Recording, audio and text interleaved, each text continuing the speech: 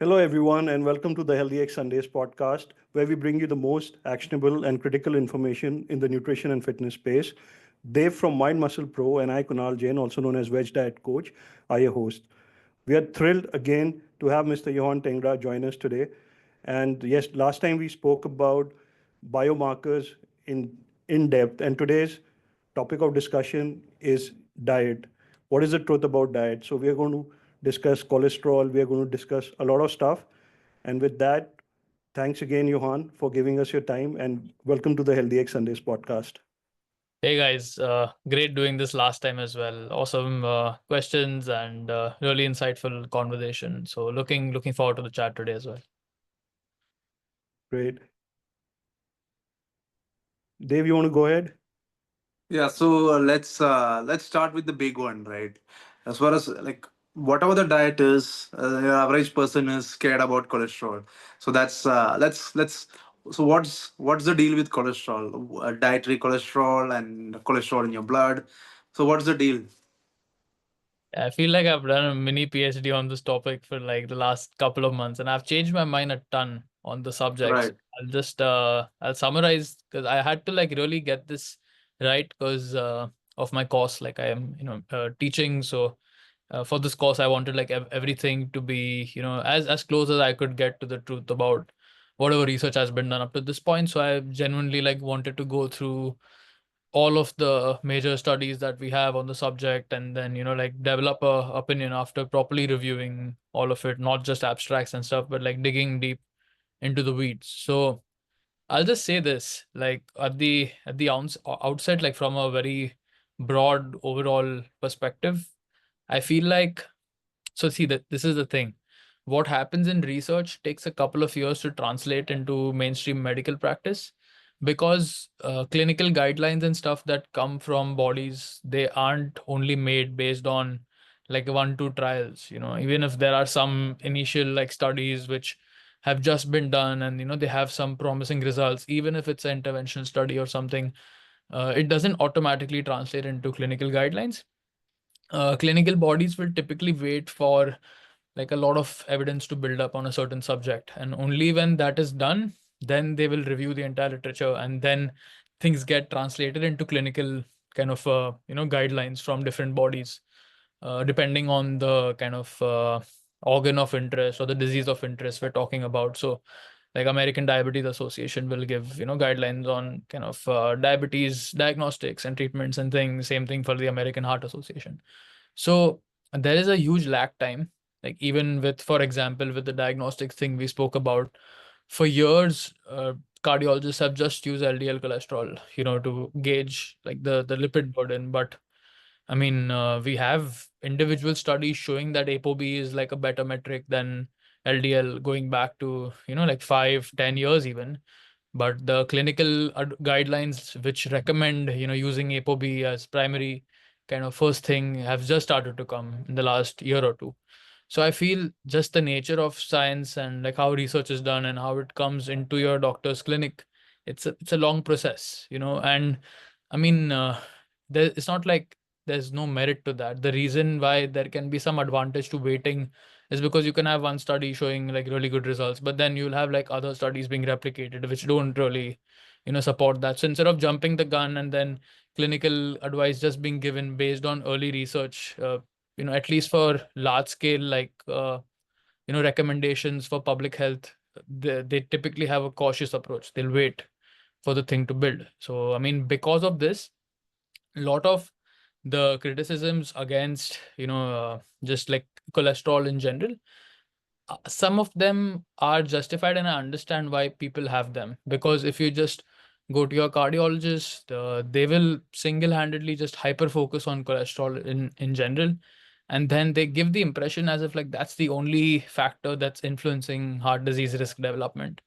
That's not true of the clinical advice. If you read the clinical bodies and like what they're saying, everyone talks about residual risk. Everyone talks about that there are things which like increase the risk factors over and above cholesterol, which you have to screen for. I mean, diabetes is known about in the like clinical bodies, and like smoking, and even omega 3s now are like being like omega 3 index and stuff is being recommended to get.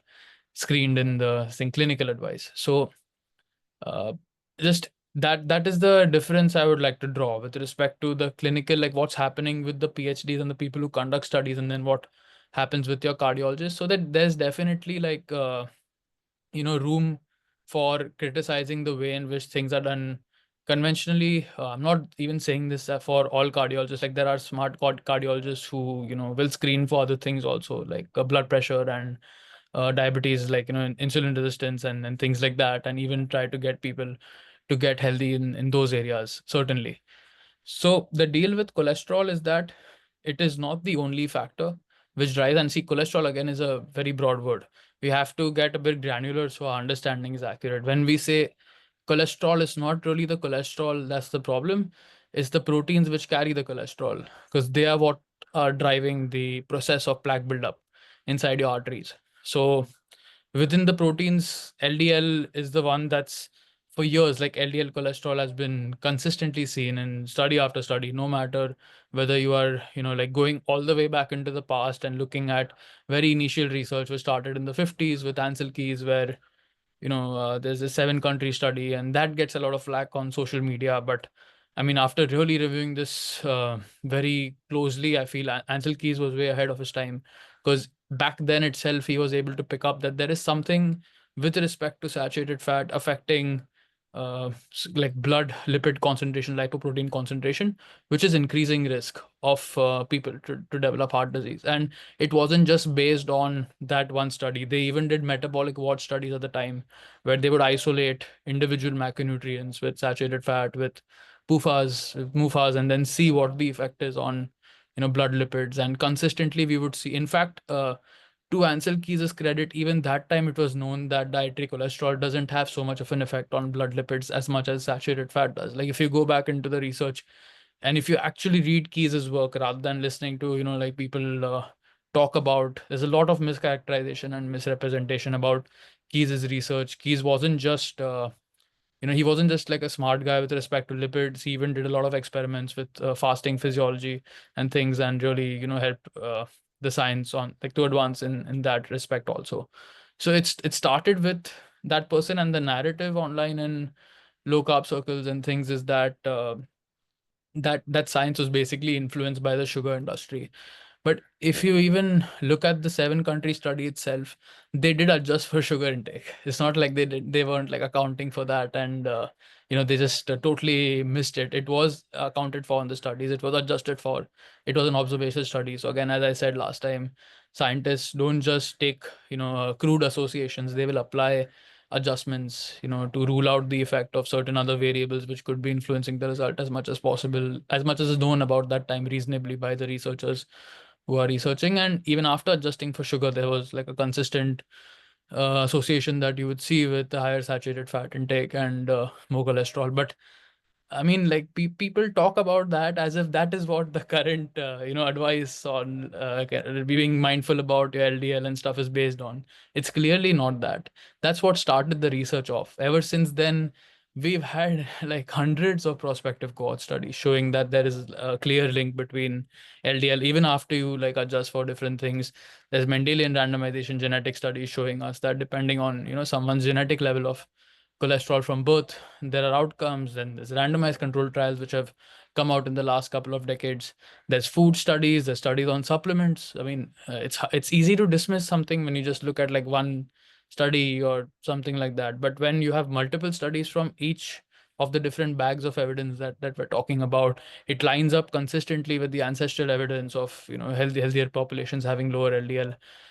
It's really, you have to almost bury your head in the sand to then think that this thing doesn't have any impact. I mean, sure, you can make the argument that it's been overblown out of proportion, and people like cardiologists treat it as the only risk factor when there are others. Yeah, I'm with that. Like I totally agree with that, and this is why comprehensive cardiovascular risk screening is not just something that involves screening for LDL cholesterol or ApoB, but there are other metrics that you have to look at, So which we spoke about last time. one of the reasons why there's this opposition against LDL is because there's a med for that, statins, and statins often get the bad reputation, and that kind of goes on LDL as well. Like they feel that After statins were discovered, the LDL was villainized to suit their agenda. That is what the talk is. So, how do you see this?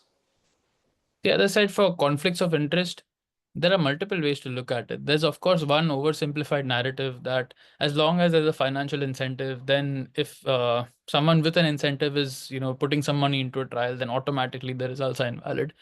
But I mean, just think of it with our context. We're all like making money today, like practicing the things we believe in. I, give supplements to my patients. I will get cuts from the supplement company. So am I like, did I get involved in this to make money, or is making money like a part? Am I making money as a result of my core principles? Like, did I get into it because I believe that this is the right thing, and then I'm making money as a result? This can certainly be true even for people who are working in like pharma, and so it's a very thin line to delineate. Like, when is the money influencing your understanding of the research, and when is the research or the money you're making a byproduct of what you believe in? So like, for that to be clear, you have to delve into the science to in order to understand that. If we look at the research on statins, um, at least like from whatever I've seen so far, I believe that out of all the pharmaceutical medications, they are one of the best in terms of the effects that they have, and like the side effect profile also that statins have. I'll address that in a categorical fashion in both sides, like when you're looking at the efficacy as well as the risks. So when it comes to the efficacy, there are a lot of people who make claims that statins only add like 3-4 days to your overall life expectancy and stuff. That is based on one kind of study where the researchers were not looking at those people being on a statin for a long period of time. It was for a certain period, and even the methodology in that study, you have to get into the weeds of that paper. Like, I mean, if you really want to get granular, I can bring up research and like kind of go through why the certain research has problems. But in a like, I've reviewed that piece of evidence, and after going through that, the same people who make that claim ignore that there are other trials which show that which are like done on better methodological basis, that statins can easily add like 5-10 years to your life if you have ILDL, if you start it early, and if you take it for a long enough period of time. So my views on this have totally changed. Like, earlier I used to think that statins are overprescribed in order to get people's LDL as low as possible, but now I believe that people's LDL isn't being lowered as much as it should. Because if you see the Mendelian randomization data and the data from some randomized control trials, there is no plaque development that happens if you get LDL or ApoB down to a level of 50 to 60. This is consistent, like depending on different studies you can look at. And the guidelines, the body just recommend getting it under 100. So there are a lot of people, I mean, this again like comes up in arguments where people say, oh, he was on a statin, he still died of a heart attack. It's a risk reduction tool. I mean, it's like the thing with LDL cholesterol is you have to have it low for a long time. If you had like high LDL since, and this is something that atherosclerosis, like plaque buildup, starts in childhood. So if you've had high LDL which has got undiagnosed for a long time, and then you have some event, and then that's the first time you go and screen, and then you find out that you've had it, it's already like quite late that way. Lot of the side effect arguments against statins come from a very mechanistic worldview, where people believe that if we lower LDL too much, then it's going to cause problems with the myelin formation in the brain, and it's going to lead to less sex hormones and things like that. But when we actually look at the intervention studies done with statins, we do see, for example, with testosterone, we do see a drop, but it's a 40 or 50 point drop, compared to the benefits that you would be getting for that. And that's not to say that statins are the only thing which can lower testosterone a bit. There are many natural, things that we also use in functional medicine, like quercetin and other flavones, which can also have a testosterone lowering effect. It's not like high testosterone's always good.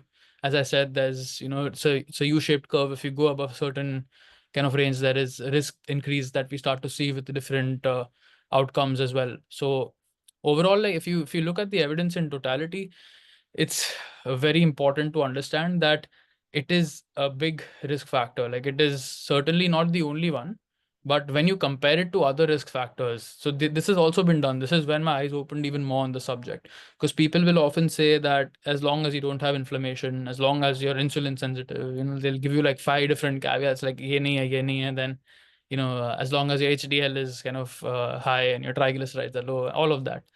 they actually have done this kind of research. It's not like we developed our views on this just without actually investigating these questions. They've done tons of trials where they actually stratify the people whose LDL are lowered in these studies by the subgroup. So they will look at LDL lowering even in the subgroup of people who have low blood pressure, like normal blood pressure. Even in those people, when you lower, you see benefit. They look at smokers versus non-smokers. Even in non-smokers, when you lower, you see benefit. They look at people who are insulin sensitive versus people who are insulin resistant. Even in the insulin sensitive, when you lower, there's actually reduction in mortality. So, I mean, that just blows the whole argument out. And even if you look at the Framingham data, which is often cited by people to support this argument, sure, like if you have multiple risk factors, then your risk is multiplying exponentially. But even in that data, in the people who had like a normal HDL and low triglycerides, you still see a doubling of risk with LDL.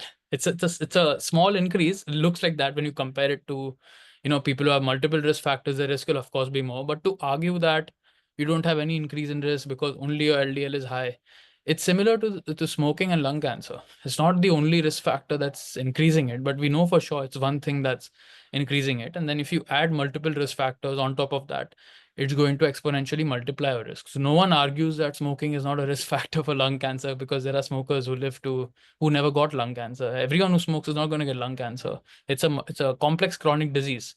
In fact, so much to say, like even Ansel Keys, like I was actually, referencing some of his earlier work.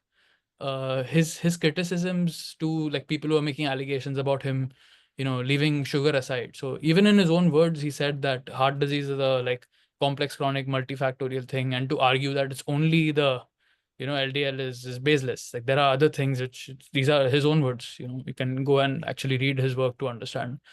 So yeah, I do believe that it's certainly an important factor, and if we can get it down to a certain level, there's very good evidence to show that we can actually stop heart disease progression. You can't say the same thing for CRP or insulin because there's only a certain extent. Like someone might be a bit insulin resistant, and if you get there, it's relatively like straightforward and easy to get someone's insulin down if you make them like lose weight and use like the right nutrients and supplements and like dietary approaches. But with LDL and ApoB, it's very hard to take it low without using aggressive intervention. Then we have interventions today to take it low to a point where we can actually drastically reduce the development. That's what I think on the subject overall. Can you give us a number?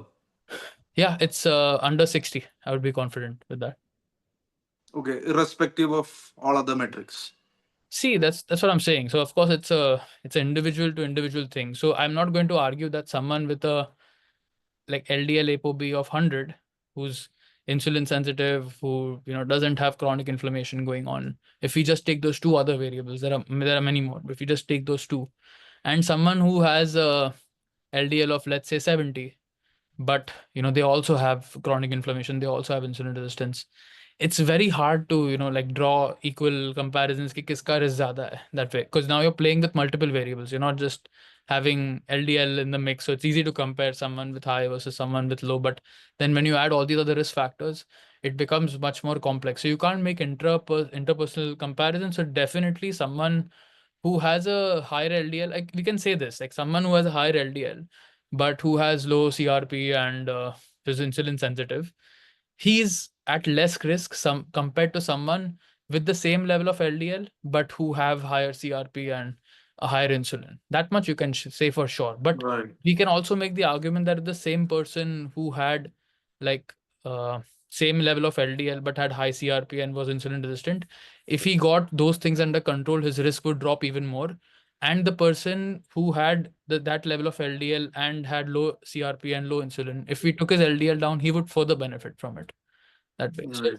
just because someone has less risk doesn't mean you can't reduce the risk even more.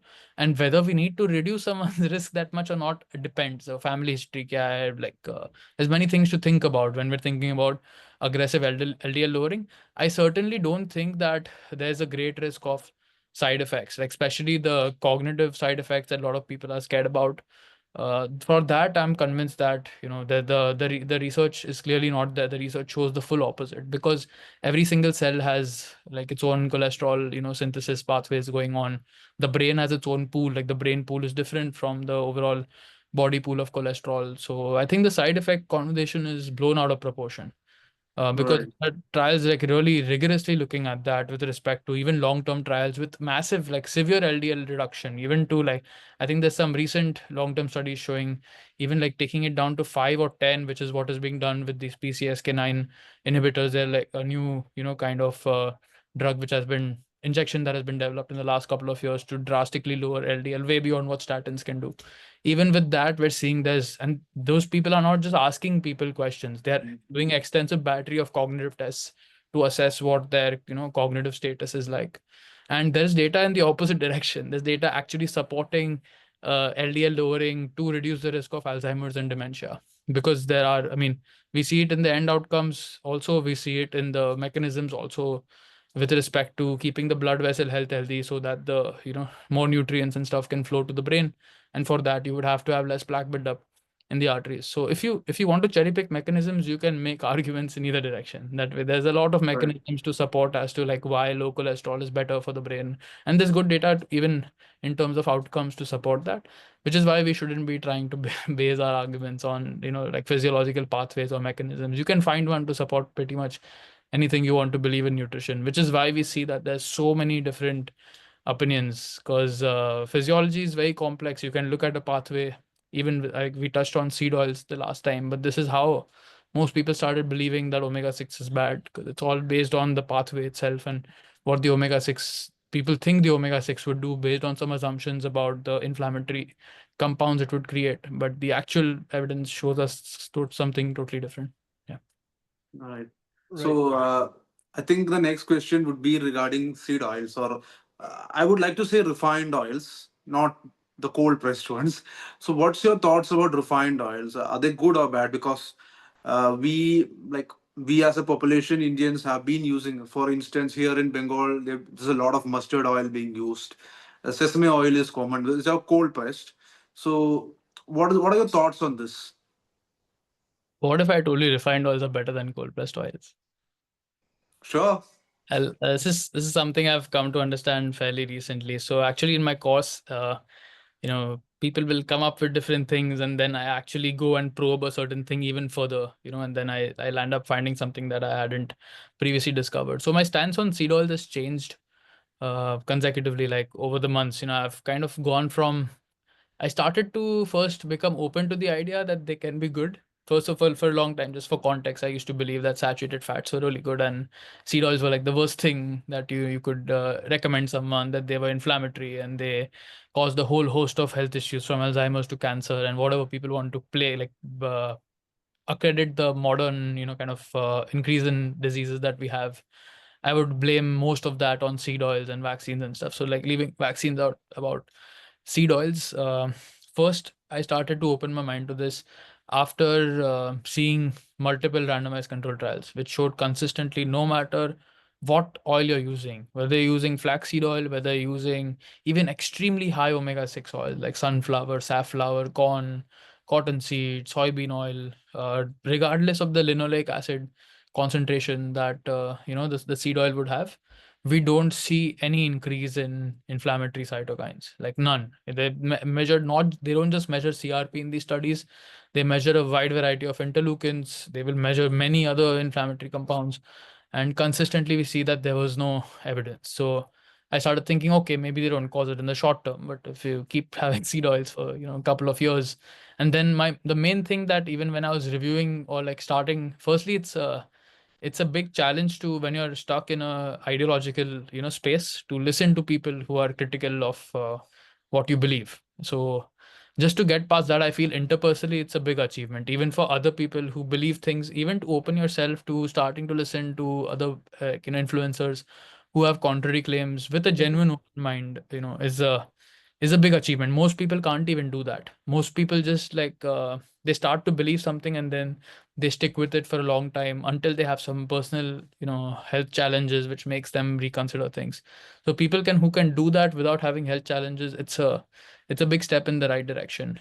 So after listening to these people, I thought, okay, chalo, it's not bad in the short term, but then it could be bad in the long term. Because I used to follow people who would make very well reasoned arguments. I mean, Chris Masterjohn is someone I still respect a lot. So if you listen to his take, he's totally anti seed oils, and he will base most of his kind of leaning on the evidence from animal studies and from pathway kind of understanding of how linoleic acid would be interacting inside the body. So that being said, I then started to get evidence that even from a long-term perspective, we can actually measure markers of seed oils like linoleic acid. We can actually measure the levels of linoleic acid in the blood, in the red blood cells, pretty much everywhere.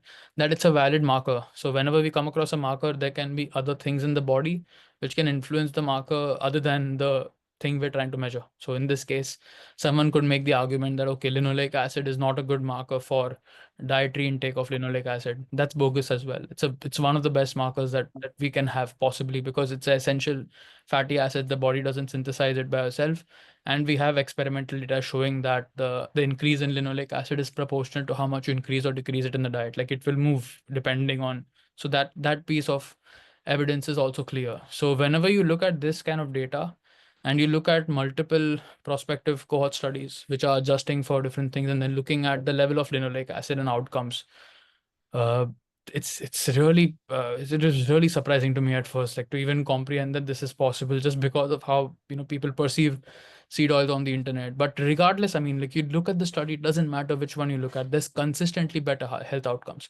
with all-cause mortality, with cardiovascular disease, with cancer, with even intermediate outcomes. Like, they've done these kind of studies with seed oils, looking at meta-analysis of these kind of studies with CRP and inflammation and body weight and things like that in general. So consistently we see that it's clear, like, there's no association. Then when you actually start to get, okay, the randomized controlled trials and the epidemiology studies are supporting the arguments that seed oils are healthy for us and that the more we have is beneficial. I was still stuck on not changing my mind, because I thought that, okay, chalo, even if they're good, they're displacing the omega-6 to 3 ratio, and that there's research showing that the higher you take your omega-6 to 3 ratio, the worse it is for your health.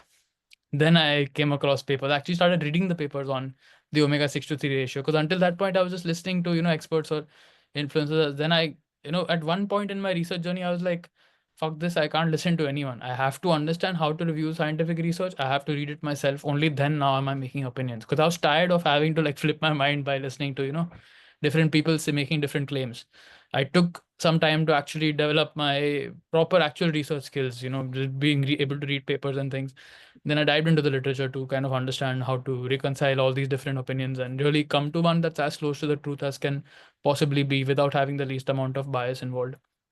So that's when, after reading those studies, the researchers clearly explained that the omega-6 to 3 ratio is harmful.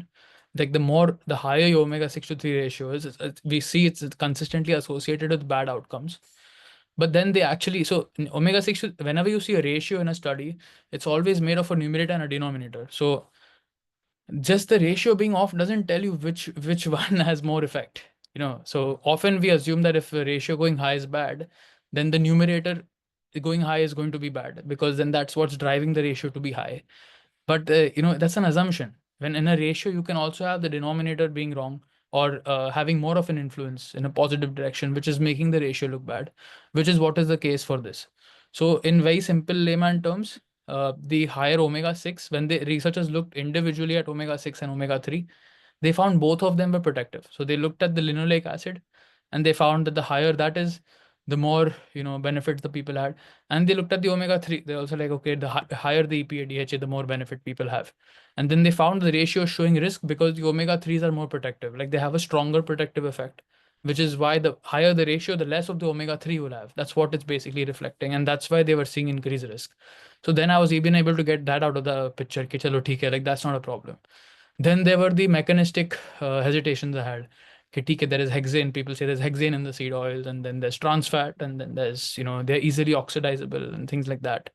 There are papers which have been done to, like, address each of these. So they have done studies giving people seed oils and then measuring markers of lipid oxidation, like a wide variety of F2 isoprostanes, MPO, like whatever you want to name in terms of lipid peroxidation markers, all of them have been studied. We don't see increase in any of those.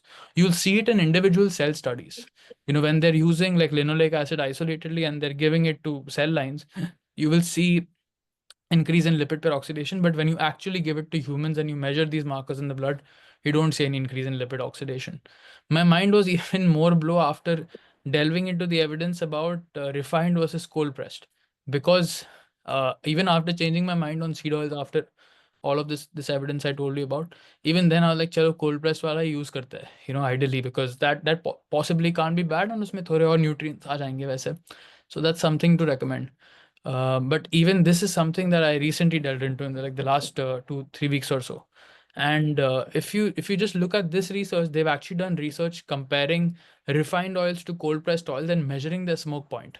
So what we find is that the cold pressed oils, because they have residues of certain like food constituents, coming in them, they oxidize faster. So the smoke point of the cold pressed oils is actually lesser and lesser by a significant degree. And this hasn't just been seen. This is the research has been done on so many oils comparing cold press versus refined, to a point where the researchers are comfortable generalizing that in general refined oils have a higher smoke point than cold pressed oil. So this has been done for soy, for corn. I can send you all the references. You can see individual studies where they've compared different brands, and then consistently we see like refined oils have a higher smoke point, even more so than saturated fat. So a lot of people believe that a smoke point is just a reflection of the saturation of the fat, because the more the saturated fat, the less prone it will be to oxidation. But when you actually look at people measuring this, like the researchers measuring the smoke point in these studies, they call the saturation a minor variable, whereas the refinement of the oil is like has a bigger influence on the smoke point. So they've even done studies with like coconut oil, where they've seen that in the same studies coconut oil were included, some refined high omega-6 oils had higher smoke point than coconut oil even. So this really took me back, because I was like, okay, even mechanistically this doesn't make any sense now, because all of this was just based on hunches and like a basic broad understanding that ठीक है saturated fat so it will have like a higher smoke point. But even that argument fell down. Then they've done studies looking at the trans fat content of the oils. So we see that if you keep the temperature under 200 degrees, there is no increase in trans fat whatsoever. But if you take it above that, then there's a minor increase per 10 degrees. Like you go every 10 degrees you go higher, there's a very minor increase in the trans fat content. So yeah, I mean, this is everything that I had to reconcile, and then I was, eventually able to flip my mind to a point where now I'm trying to target like being like we can actually measure the linoleic acid in the blood, and we see consistently with studies that being in the 30 to 35% range is best associated with outcomes. Even in that omega-6 study, 3 study I was talking about, when they compared omega-3 and 6 side by side, they looked at the group which had the highest omega-3 and the lowest omega-6. They looked at a group which had low omega-3 and low omega-6, and then they looked at a group which had high omega-3 and high omega-6. The high omega-3 and omega-6 group did even better than the high omega-3 and low omega-6 group. So there's further benefits, and it's not interfering with omega-3 metabolism in any way. Even this has been clarified extensively. It's not increasing arachidonic acid, which is what a lot of people are scared about. If people are scared about arachidonic acid, then there's a certain fatty acid called GLA, which we get in evening primrose oil, borax seed oil. That has actually been studied to linearly increase arachidonic acid. But when we increase the linoleic acid in the diet, or if you take it as a even like extracted oil that way, or a fatty acid, it doesn't have much of an effect at all in increasing arachidonic acid.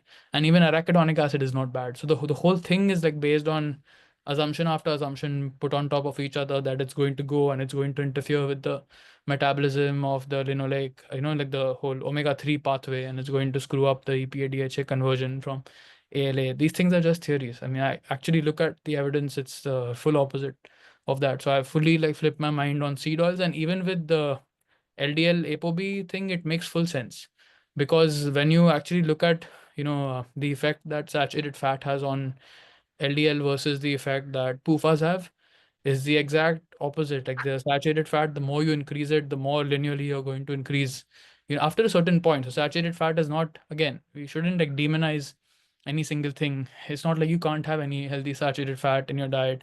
It's fine to a certain point. We see consistently somewhere around 8-10% of calories के नीचे रखोगे तो it doesn't, until that point, it doesn't increase any risk whatsoever. Once you start to cross that, the more you're going higher from there, the more you're adding on to your LDL. Not that again LDL is the only factor in heart disease, but it certainly is an important risk factor. So, it would be the same thing as saying, कि ठीक है चलो मेरा I have insulin resistance, but my LDL is low, my CRP is low. Do we see anyone making that argument? You can make it for any risk factor, right? Like you can say the same thing for inflammation. Like my inflammation is high, but my LDL is low and I'm insulin sensitive. So the inflammation is not a problem. You can isolate any single factor, and I don't see people, doing this. Even if people really wanted to be logically consistent, then very well, like the cardiologists, the people who believe in LDL could make the opposite argument for insulin resistance. So you're like, why is insulin resistance a problem? Because my LDL is low and my CRP is low. So I just find a lot of lack of logical consistency in making arguments, and then just not understanding some basic things. I mean, today, the way we understand heart disease physiology, we know that the health of the artery is also very important. So there's one thing that you have more, LDL in circulation, but also the how strong your artery is to prevent that LDL from getting inside is also very important. And things like smoking, drinking, high blood pressure, insulin resistance, all of these things weaken the artery. So it's a combination of both of these things coming together. The weaker your artery wall is, the more LDL will get inside. That's not to say like you can have a strong artery wall, but you can still have high LDL and it is still going to get inside that way. So if you see it that way, then from all of these angles, it makes sense that, like seed oils are better than saturated fat. And leave that, even like they've done, even from insulin, this is the thing that flipped my mind the most. So most of the people who are against seed oils, they believe that linoleic acid is going to cause obesity and is going to cause insulin resistance. There is a meta-analysis of 102 randomized control trials. We rarely see this kind of thing in nutrition or any research where you will have a meta-analysis of such a wide body of studies, literally like over 100 plus studies. And they found that, like, calorie for calorie, saturated fat increases insulin resistance in the liver and has worse outcomes on insulin resistance indexes like HOMA-IR and fasting glucose compared to PUFAs. Like PUFAs had beneficial effect. Calorie, if you compare calorie for calorie. So I mean, the broad understanding, the effect of insulin on insulin resistance and that kind of thing would be a like total, contributing factor of how much calories you're consuming also. So you can get insulin resistance, just by over consuming even PUFAs or something like that.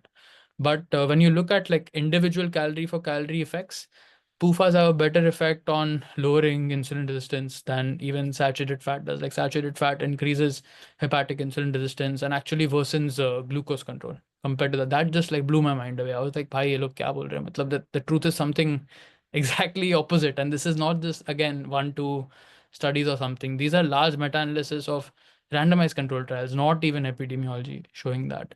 So I didn't understand how to hold on to my old worldview, because every single, like, no matter every single aspect you look, it's completely like you can show that they're actually beneficial for health, and they've totally been wrongly demonized so far. Right. So I have a follow up question on this. So since you brought about the calorie aspect of an insulin resistance, so what are the contributing factors to insulin resistance?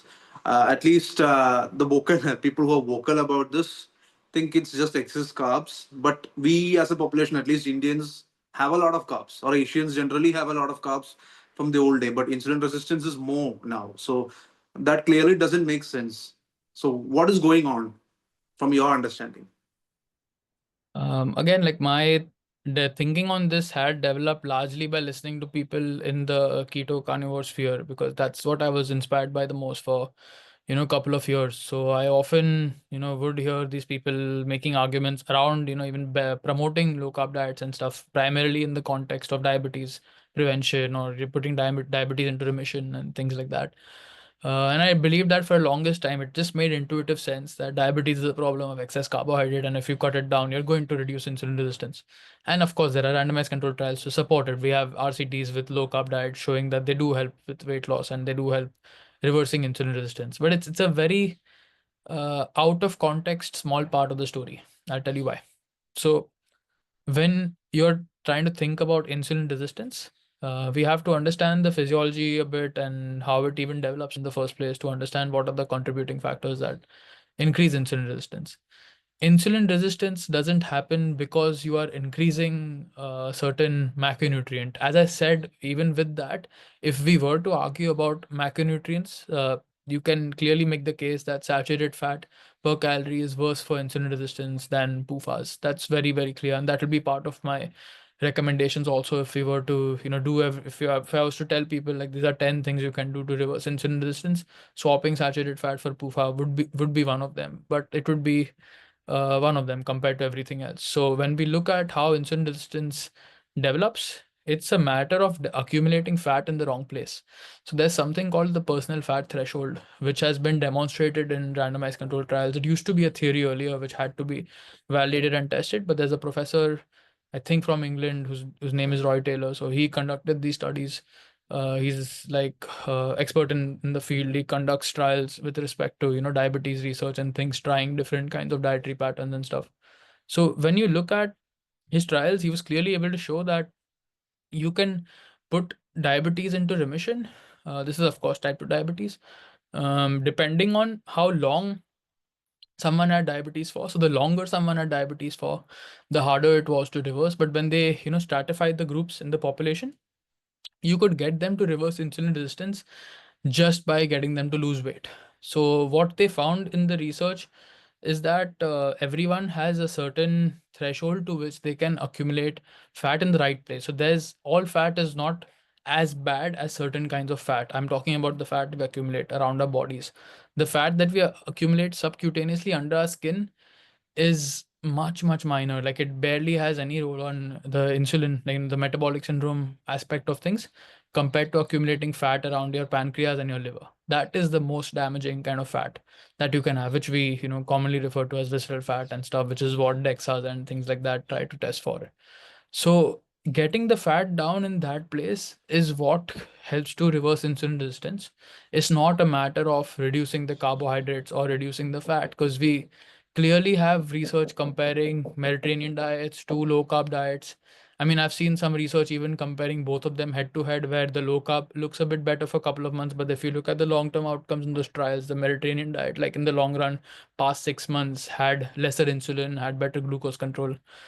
So to make this whole thing out to be that it's just carbohydrates that are causing it is a full short-sighted view of like the most of the science on the subject, because we clearly have a lot of intervention studies, and I think this is underpinned by the carbohydrate and insulin model of obesity, which also doesn't have too many legs to stand on, to be honest. Because if you look at weight loss trials which equate calories, equate protein, and then like switch around other macronutrients, you clearly see that you can get someone to lose weight while having a high amount of carbohydrates. It's just not really like that big of a deal. If you just look at the research, you see this consistently come up again and again. And I think that that's the main thing that's held on to in terms of even why people recommend low carb diets, as if it's some unique thing that is exclusive to low carb diets, which can't be replicated with that. So even, this is shown to be true for people who have a lot of weight, that getting them to drop like 15% or so of body weight is enough to put diabetes into remission. They even tested this hypothesis on lean people who had diabetes. Even with them getting them to lose around 6 to 7% of their weight, they were able to put diabetes into remission in large number of cases, like 70-80% of the group they were able to put into remission. And this is again not by doing low carb diets or anything, just by getting them to lose weight by restricting calories, they were able to do that. So in order to fix insulin resistance, restricting calories is very important. I'm not saying that as a oversimplified thing, because there are many things which affect how much your satiety is, like how full you feel after a meal, and there are many things which affect how much you expend. Even within that conversation, there is evidence to show that hormone modulation is important in certain contexts. If someone has hypothyroid, if someone has low estrogen, like past menopause, it's important. Like, if you just restore those hormones, you're going to make it easier for them to lose weight. Like the people, the metabolic rate and everything changes if you like get someone's thyroid status back to normal. So it's not to say that just what food you put in is the only metric. There are some disorders where there's a scope for hormone modulation. Clearly not for insulin though, and clearly not for leptin, because both of those things are a response to fat or certain kinds of like macros, rather than it being a cause of fat gain to begin with. So when we talk about restricting calories, there are many approaches. There's time restricted eating, there's OMAD, there's like low carb diets, low fat diets, Mediterranean diet. Whatever works best is what you can stick to and sustain in the long run, and different people have different preferences. So health is not just a metric of what you can do for a couple of months. It's what you can do consistently for years on end. That's what changes long-term health outcomes. So it's not really Right. going to help if you can do a low carb diet for 3 months, but then after that you go back to just eating how you're eating. It's better to do a diet that might not be like as perfect as you think it is, but if you're making certain important changes and you can stick with it, it's going to be better than you not doing anything at all. So that's number Right. one, getting people to reduce that. And then there's other things and interventions which also impact how much fat we store around our organs. Stress has been shown to be independently like a factor. So getting people to lower stress actually reduces fat accumulation around in the visceral area. There's research on sleep, like there's research on sleep apnea specifically, and with sleep in general, getting people to sleep better if they're sleep deprived, and getting them to have adequate sleep reduces fat accumulation. In terms of exercise, there's specific research on cardiovascular exercise that is better for reducing fat in the visceral area compared to other forms of exercise. So these are the main interventions that I would make in order to actually move someone towards better metabolic health. I already mentioned swapping saturated fats for PUFAs. That would also be one of them. So if I were to understand this clearly, you can say visceral fat is the problem, and any diet or any lifestyle change which takes care of this problem, whether it is low carb, low fat, or anything else, or fasting, or whatever it is, can effectively deal with metabolic illness. Yeah, that's perfect. That's a good Right. thing. Yeah. And one more thing, the argument in favor of low carb is that you can see your blood sugar levels going down, which you might not see with a low fat diet or any other diet. Uh, people go all around with CGM. So what are your thoughts on this part? Yeah, CGMs, I think I alluded to this last time, but they aren't even, I would say, even helpful for most people who don't have diabetes. Okay, so let's talk about post meal glucose spikes that way. So if your post meal glucose spikes are under 180, there is no research linking it to bad health outcomes. There is research linking post meal spikes above 180 to bad outcomes. That is substantiated with a test called the glycomark. It's called 1,5-anhydroglucitol. We get it with Thyrocare out here. Other labs aren't running it right now. But it's something I'll screen for in patients as well. So that can be a very good early indicator of your first phase insulin response going off. There's a first phase response which starts when you just put food in your mouth without even it going down into the gut. There's like an initial release of insulin from the pancreas when you just put something in your mouth. So that response is what starts to get dysfunctional a lot of time before insulin resistance even develops. So it's a earlier measure than even looking at someone's fasting insulin go up. You can even catch it before that by looking at the first phase insulin response, because the fasting insulin is mainly reflecting your second phase insulin response that would release from the pancreas after your meal has digested and it's gone into the bloodstream. So with that test, we know that a glycomark going above a certain number, which is associated with glucose spikes above a certain number, it can help to pick up early risk of diabetes in someone. And it's associated with some detrimental outcomes. So a CGM can be helpful from that standpoint. But to think that people have just demonized spikes as a whole, like they think that they're not supposed to have spikes. It's a perfectly normal physiological response that happens when you put like carbohydrate containing foods into your body, and spikes under 180 clearly should not be demonized. Even spikes above 180 is not like it's going to seriously harm you or something. It's just showing increased risk of going towards insulin resistance in the future, which can be like a good early starting point to make you correct certain things in your diet and lifestyle a bit faster. So I don't think that there's merit to using CGMs for the general population. And even so I would say this, like, if you already have diabetes and it's gone past a point where you can't reverse it, in that context, carbohydrate restriction, restricting glycemic load and all is also, of course, very helpful. I mean, because you can reverse insulin resistance to a point where the pancreas aren't so damaged that it's gone so out of control. But if it's gone past that point, then clearly there's a strong case to be made that low carb, ketogenic approach is something that would be beneficial in that context. But for moderate degree diabetes, where it's just a matter of getting the fat loss to happen in that place, it can be achieved by any kind of diet restriction that we spoke about overall. Right. And the aspect of practicality, when at least it comes to Indian population, is always there. How much they can follow a low carb diet. For sure, I think you've done good work on that and breaking it down with respect to the actual local foods that are available and what people can sustainably do in order to even follow a diet like that. So definitely, because most of these people are watching influencers abroad, and then they have all these exotic foods, and a lot of people aren't that well to do that you can actually afford and sustain that kind of diet and lifestyle in the long run. So it's important to get the people to do things which are effective at the same time are sustainable financially also and culturally as well, when people are kind of just living their lives overall. So yeah, I don't think glucose spikes are bad at all. It's actually there's this whole opposite trend that has developed online of people majoring in the minors. So people like try to develop a lot of knowledge on small things that really won't make so much of a difference to the health while not even getting the basics right. People will try to think about, I mean, it's kind of like a ego trip. I think people want to stay on the cutting edge and they think that they want to try things, before they become a bit mainstream or whatever. So it's a bias some people have, and it can actually cause a lot of issues. I mean, people end up developing phobias and they get scared of certain foods. I mean, we have to touch on this still, but just demonization of even individual constituents within foods, oxalates and lectins and phytates and histamine and FODMAP and everything.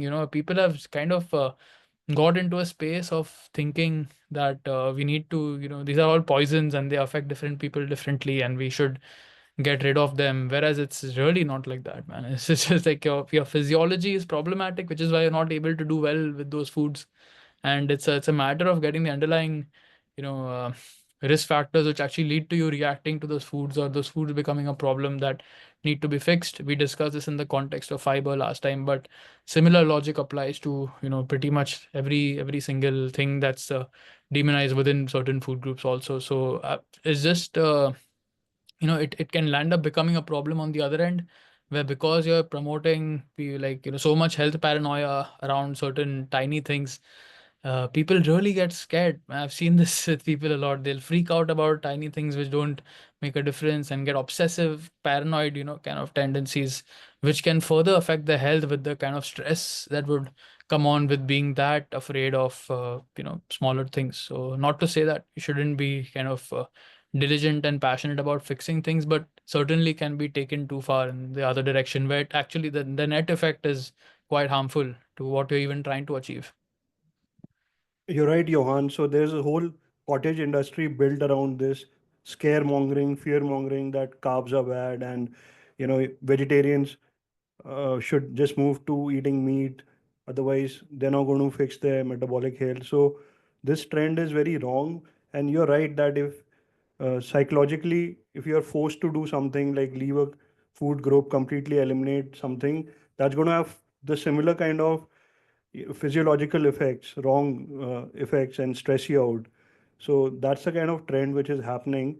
Coming back to cholesterol, you made an interesting point that plaque buildup happens during childhood. So, what would be your recommendations for intervention for checking cholesterol in young children? Because that's also a trend these days that children are getting this visceral fat and central obesity. So, what interventions do you think can happen in that context? I would say that the interventions, broadly speaking, are the same with respect to there are inter-individual differences. If I say that saturated fat increases, plaque buildup or LDL, it doesn't mean that there can't be outliers for whom it doesn't happen to the same degree. Because I've certainly been one of them. When I was doing keto, I have my old labs. I've tracked my LDL and ApoB, but they would never barely go up. I have some theories about why that happened, which were to do with, chronic inflammation and my sickness, kind of lowering my cholesterol and stuff. But again, those are theories. You can't say anything with confidence. But that being said, there are certainly like a subset of people who can have a certain higher amount of saturated fat and still not have an increase in in ApoB. Again, if we are defining LDL or ApoB being, as low as we need to prevent it, sure. I mean, they wouldn't reach those levels. But conventionally, what's thought right now with 100, like this, the general recommendations of being under 100, you certainly, like, there are a lot of people who can maintain it over there despite eating, higher saturated fat. So there are inter-individual differences with different, genetic mutations and stuff people have. But as a broad statement, generalizable to the population, what we see consistently in studies being repeated in over and over again, saturated fats have the largest effect on increasing LDL. Dietary cholesterol effects are a bit variable depending on whether people have genetics to be hyperabsorbers of dietary cholesterol. So there are certain people who are adversely affected by dietary cholesterol. These are people who have certain mutations which make them absorb more, which has a higher impact on their actual LDL or ApoB in the blood. And that would put them at worse risk. So unfortunately, we don't have the test to screen for that yet. I have got to know some, like people in diagnostics in the last couple of months. So I've recommended people like test to them. So might launch some of those at some point in the near future. But yeah, until then, some of these things that we need, we don't really have right now, which can be very beneficial that way. So the only option is to try restricting, dietary cholesterol for a while, and then, see how much your LDL can reduce as a result of that. But there are the small subset, maybe 20-30% of people who would react to dietary cholesterol negatively. But for the most part, it's the saturated fat. Even within saturated fat, not all saturated fats are a problem. Saturated fats from cocoa butter and stuff, they don't seem to increase LDL in the same way that it does from other sources. So diets by speaking, there are two main levers to pull to influence the LDL or ApoB levels. I mean, purely diet-wise speaking. Other than that, there are a lot of things we can do with different supplements and things. But from a dietary perspective, getting the saturated fat to come down and then increasing fiber intake. So that we know is consistent. Even this is what some of the drugs are also based on. If you see, some drugs like ezetimibe, they actually block cholesterol absorption in the gut. Just fiber kind of has similar mechanisms that way. So it absorbs more cholesterol and like excretes it to the body. So the bile has to make more. So then, it lowers the blood cholesterol, because then the liver is actually increasing receptors to get more LDL from the circulation so it can make more bile. And cholesterol is used to make bile actually. So anything, that you can get the bile out more, which is what happens when you take, that's the mechanism through which fiber works to reduce ApoB or LDL levels.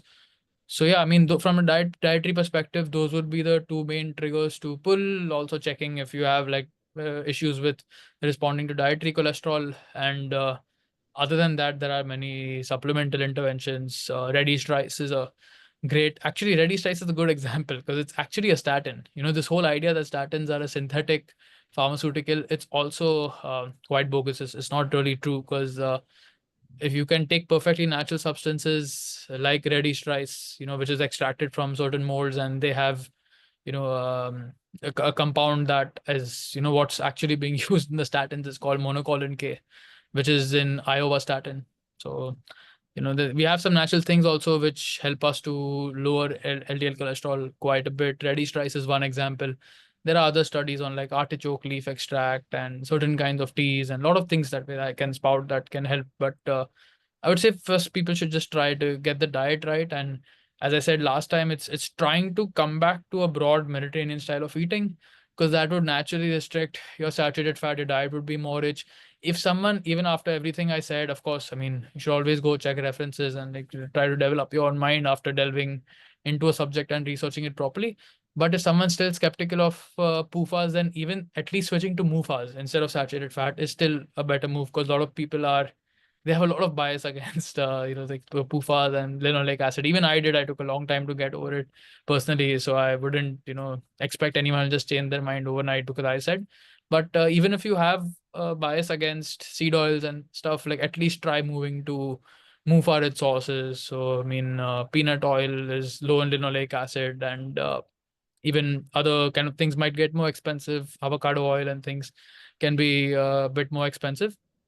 But yeah, certainly peanut oil is high in MUFAs. Olive oil also can get expensive, but that's also high in MUFAs. So at least like making that switch from saturated fat, ghee and butter and things have kind of been put on a pedestal in the last couple of years. But Yeah. yeah, I certainly think they don't need to be demonized. But objectively speaking, you can't really make a solid case for them. After you, even from an insulin resistance metabolic health standpoint, that's what didn't make sense to me at all. Because all this while these foods were, exonerated for being so good for metabolic health, but even with that claim, it's, didn't really land up being true. So yeah, I would say that's what people should do from a dietary perspective. So, Johan, we are on the hour now. Do we have some more time? Sure, man. Okay. So, the statins, we have heard that statins can actually bring on diabetes quicker. There are studies and talks to say that if you have statins, you can get diabetic much earlier. So, is that true, or is that again some shady science? No, so it does have validity to it, but let me put it in context. So, firstly, when you look at diabetes subgroups in the trials which use statins, even in diabetics, they have benefit from being on a statin. So the net effect is positive, even if someone landed up, being pushed towards diabetes. The outcome data shows the net effect is positive, because even in trials where people develop diabetes as a result of statins, they still have better outcomes compared to people who weren't put on the like this thing statin, but they also had similar issues. So that's one line of reasoning for that. Right. Second would be with respect to the statins, that they have actually tried to investigate this issue to great depth. So there is the incidence rate is less. I think it's somewhere around 10 to 15%. It depends a lot on the type and the dose of statin that's used. So atorvastatin and rosuvastatin seem to consistently show there's some slight increase in diabetes risk, but the other ones don't, like pravastatin, iovastatin, so you can't generalize all statins. There's some ones which have been linked in the literature. And if all the science was funded and bought and paid for, I don't think you would be able to see these side effects in the studies. We clearly do. So I mean, you can't even make that argument. Like, we do see that there are some statins which are linked overall, and the dose is also important that way. So often people will, the benefit you can get from a statin seems to drop off at some point, like beyond which if you push, there's very minimal benefit. It's almost like the protein example I can give. So there's, great benefit to increasing your protein till 1.2, even going up to 1.6, you get some more benefits. But going above that, it's very, very, very tiny, minuscule increases in muscle protein synthesis. We're practically not getting anything out of it compared to the downsides you'll be taking on from, getting like ammonia in higher levels on other problems which can result from excess protein overall. So it's a similar thing with statins also. You can go up to a certain level and you get a greater LDL reduction. After one point, you get very minor increases, like with the higher dosing, and then with more risk of side effects of muscle pain and this even the diabetes risk development. Also, it's all about in the individual and the overall risk context. If someone has high degree of risk in terms of their family history of having heart attack problems and strokes and things like that, so there is definitely, like, we need to get the person on the intervention. And if we start to see they're going closer towards developing severe insulin resistance or diabetes, you can do a lot of things that way. You don't have to be a mute spectator and just watch the person, like take the statin, also get that. There are many things then you can do to influence the insulin resistance side of things with everything I discussed, for like strategies for working on insulin resistance. So that can be done. You can switch the statin up. You can try another drug. Also, there's statins aren't the only cholesterol lowering drugs. There's ezetimibe, there's bempedoic acid, there's PCSK9 inhibitors. There are many natural interventions. There's red yeast rice, there's psyllium, something as simple as psyllium husk will, reduce your, that's not single-handedly for psyllium husk, but even flaxseed powder, different kinds of fibers, they all reduce LDL cholesterol. It's just a matter of, as I said, the fiber, binding to the cholesterol and then increasing the bile synthesis overall. So yeah, I mean, that's my take on that. It certainly is a risk, but you have to put it in medicine. Everything is about trade-offs. That's how I've come to see it overall. You're making a certain decision, you have to weigh it with what you're getting out of it compared to what the risks are, what the percentage of the risks are, and then then navigate like how you should make decisions overall.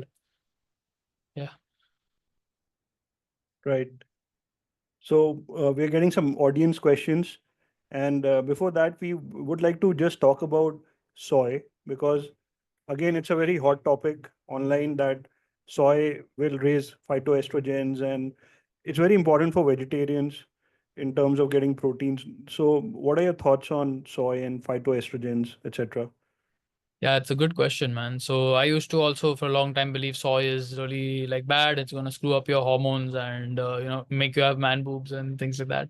But Mm-hmm. that's something that, again, if you just I think the issue with most people is they don't know how to read and evaluate research. So most people give weight to anecdote. They give weight to ancestral arguments. Something's been done for a long time, and they automatically assume that it's safe. And even in the literature, they'll tend to kind of listen to people who will give these grand mechanistic. They kind of master the physiology aspect of it, and they'll cherry pick pathways and give you. They won't even give you a fair representation of the pathways, but they will cherry pick pathways and just make a nice, compelling story for you. That if you have this food, it's going to go in this pathway, it's going to increase this compound, and then this compound is going to do X, Y, Z. It's a similar story for soy. So, uh, the narrative on soy is that it has these phytoestrogenic compounds, which will then interfere with your fertility and your hormones and all of that. How do scientists reconcile, or how should we, as even people interested in the truth, try to reconcile these kind of claims? You look at whether the food actually has the effect you're expecting or not. So you would just try to find intervention studies where they give groups of people soy, they don't give groups of people soy, and then they measure their hormones for a start, at least to look at the hormones. And do we see actual drops in estradiol or actual increases in estradiol, or actual drops in testosterone?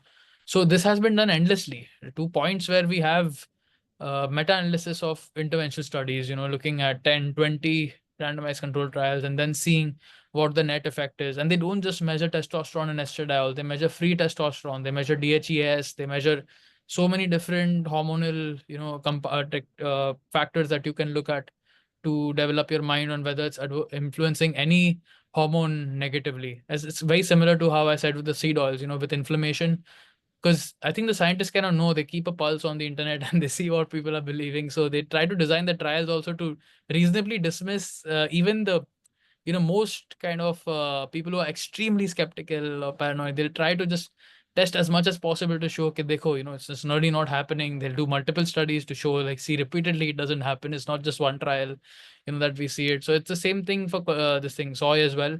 No matter which interventional trial you look at, there's not one human study where you can show that if you give soy in large amounts, they measure the amount of soy people are eating also. So it's like you don't see any dose response relationship at all. There's no cause and effect status with soy either lowering testosterone or free testosterone or increasing estradiol.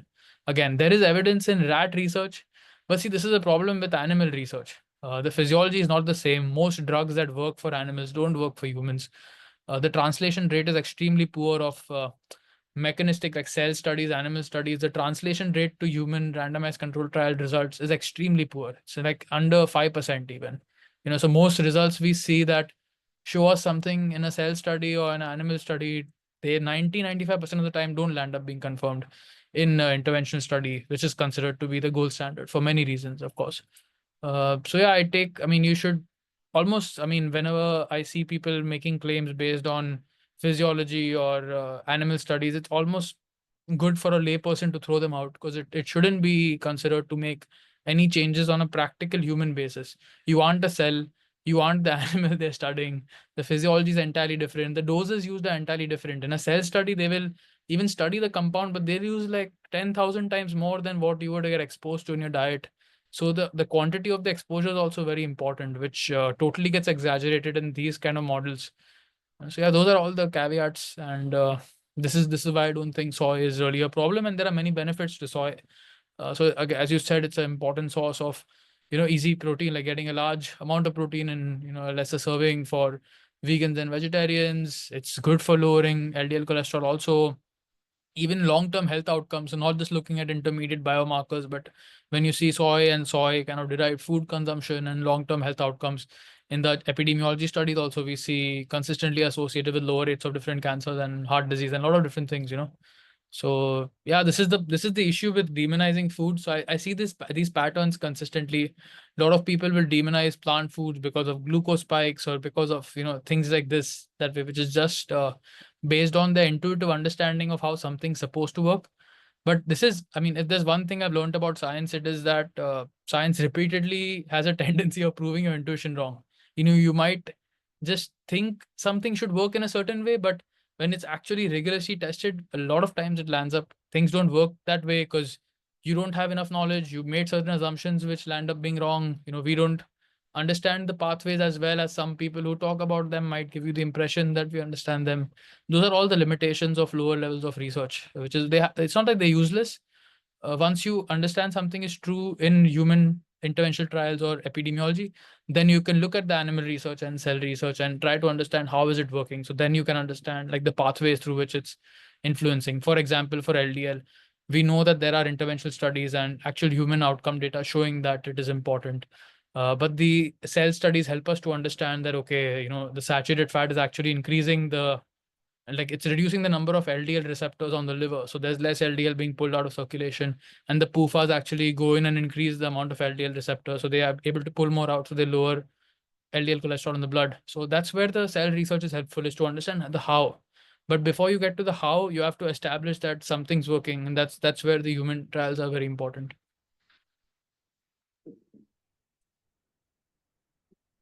Right. So another question I had was regarding fruits. So fruits are high in fructose. Basically, fructose is coming from the word fruit sugar. So there's a lot of confusion about, like, that fructose does make your liver fatty in some sense. So how does that mean that fruits are equally bad? Like, is fructose in isolation and fructose in fruits or in honey or something like that equally bad? So if you look at the research looking at individual macronutrients, saturated fat has a much bigger effect on causing fatty liver than even fructose. So if someone's scared of fructose, I don't think they can, with a consistent application of logic, be fans of saturated fat, because that's clearly like for an individual macro by macro, comparison. I can send you many references where they compare this head to head, and saturated fat has a greater effect on in hepatic insulin resistance than fructose does. That's one thing. Um, Now, if we come back to the conversation about just insulin resistance and fatty liver and how it develops, it's the same things I spoke about with respect to how it's developing. So as long as you can, do the things I said, the fructose is not going to make a problem. We all the more know this from outcome data, where if fruits were really a problem, you would not consistently see in outcome data that the more servings you're having, the better the outcomes are. Like some things can be associations in the literature which aren't causal, but when you see dose response relationships, it confers like a high degree that it's most likely causal, because we are seeing kuch बढ़ा रहे हो तो it's going up, if you're increasing, like reducing something, it's going back down. We see the same thing for fruit consumption, so much so that I think I was watching this reel by this glucose goddess, and she was talking about, she was sitting with Gundry, Dr. Stephen Gundry, and they were talking about how juicing fruits is bad than actually having whole fruit. But like surprisingly, there are actually interventional studies on this topic where they look at fruit juice versus whole fruit, and the fruit juice is better for insulin sensitivity and glucose spikes. Like it has a lesser effect, and the researchers even talk about how that's happening, because when you like crush up the fruit, there's some polyphenolic compounds which get released, will become more metabolically active and stuff. There's reasons for why that happens, but in terms of end outcomes, we see that even fruit juice is better in certain settings. I wouldn't generalize it for all fruits, but there are certain fruits they've studied with juice compared to whole fruit where the juice is doing better for outcomes, which is what I said. A lot of times the thing we intuitively expect when they're tested, we'll end up discovering different mechanisms, something we hadn't really factored in, which gives us a different result that way. So I wouldn't be scared of fruit. It definitely should make up a part of any good healthy diet. This is purely based on, I mean, the randomized control trials with the Mediterranean diet all have very good servings of fruit in there. So that's, one kind of the main place I would look to. And the epidemiology also, with the increasing number of fruit intake, we wouldn't, we really don't see negative outcomes. We see the better outcomes, the more fruit you have. That's not to say that there cannot be individual situations where you might have to, as I said, for diabetics or some special cases where it kind of the need is there for reducing carbohydrate and fructose in the diet and stuff, sure. But general recommendations, no. And see, the thing is, for any given food group, if you ask me even about certain plant foods, I can say there are cases where it can be bad for someone, someone with high levels of oxalate toxicity, and I can't recommend them to have spinach in their diet every day. So it's a similar thing. You can always find exceptions. Similarly, for red meat, for an anemic woman, like it's an important source, but then similarly for someone who has hemochromatosis, it's not really something that's gonna work for them. So you can always make individual kind of case by case things, where a certain food that's healthy for everyone in general can have a problem for that certain person, but that wouldn't change general guidance. There's the general things which we know from large scale research in populations, which we know consistently shows us effects on a population basis. And then it's about customizing that to the individual. That's where understanding the biomarkers and the individual, the history, the symptoms, you have to kind of club the research with the individual and the genetic, kind of risk factors, to then customize something. So there's room for modification within a broad kind of pattern. That's how I see it.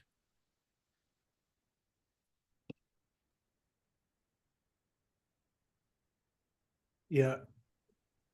So should we take a few questions from the audience? Sure, man. The first one is your views on fasting or intermittent fasting or meal skipping. What are your views?